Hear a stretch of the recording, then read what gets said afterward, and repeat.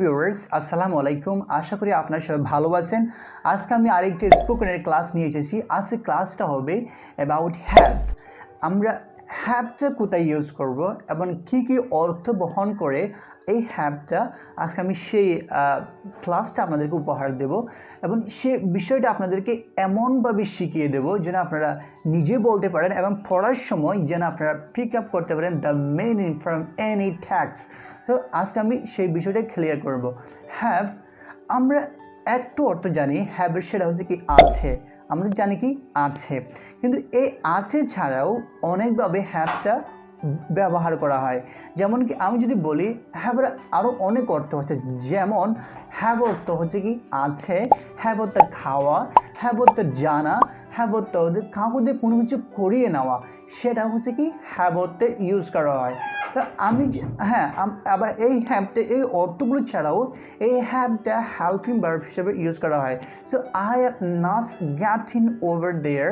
So today I will make you clear how you will use the have in different way, in different meaning. Okay, যেমন আমি যদি বলি হ্যাভের প্রথম অর্থ আছে, আমি একটা সেন্টেন্স আপনাদেরকে মেক করে দিতে চাই অ্যাবাউট হ্যাভ। যেমন আমার একটা কলম আছে, আই হ্যাভ এ ফ্যান। তার একটা কলম আছে, শি হ্যাজ এ ফ্যান। এখানে দেখেন শির ক্ষেত্রে থার্ড পারসন, ওই জন্য এখানে কি হয়েছে, has হয়েছে। So you recall once again that I, you, we, that এর ক্ষেত্রে have হবে এবং আর সব ক্ষেত্রে আপনাকে হ্যাজটা ইউজ করতে হবে। তবে থার্ড পারসনের ক্ষেত্রে হ্যাজটা ইউজ করতে হবে। এবার দেখেন হ্যাভের আরেকটি ইউজ আছে, সেটা হচ্ছে প্লুরাল হলে আপনাদেরকে অবশ্যই ইউজ করতে হবে, হ্যাভ ইউজ করতে হবে। সো আপনারা এটা জানেন। আজকে যে বিষয়টা হচ্ছে সেখানে আমি ঢুকতে চাই এখন। যেমন কি খাওয়া অর্থে কি ইউজ করা হয়, হ্যাভ ইউজ করা হয়। But how, you can ask but how. Yes, এখানে হ্যাভ অর্থ খাওয়া অর্থে ব্যবহার করা হয়। যেমন আমরা বলি কি আমি ভাত খাই, এখানে কি আই ইট রাইস, কিন্তু আপনারা সেটা না বলে কি বলবেন, আই হ্যাভ রাইস, আমি ভাত খাই।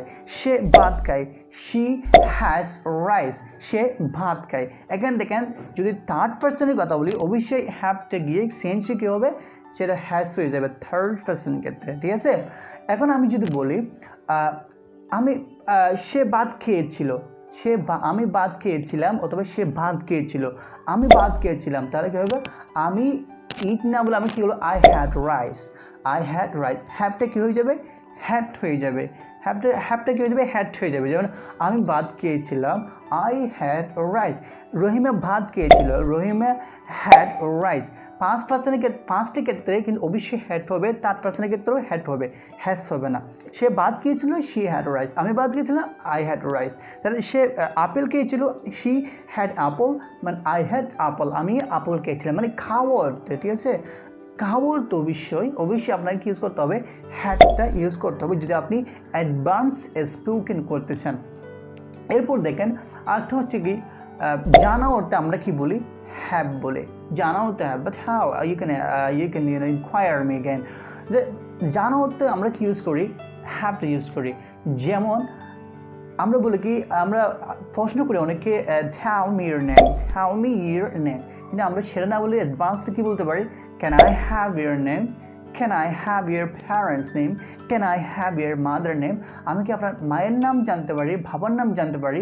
এই ক্ষেত্রে জানা অর্থে কি ইউজ করা হয়েছে, এখানে হ্যাভটা দিয়ে জানা অর্থে ব্যবহার করা হয়েছে, ক্যান আই হ্যাভ। তো রিমেম্বার এগেইন দ্যাট জানা অর্থে কি ইউজ করা হয়, হ্যাভটা ইউজ করা হয়। এরপর দেখেন আমরা বলি কি কাউকে দিয়ে কোনো কাজ করিয়ে নেওয়া, আমি রহিমকে দিয়ে কাজ করাই, তাহলে কি হবে, আই হ্যাভ হিম ডু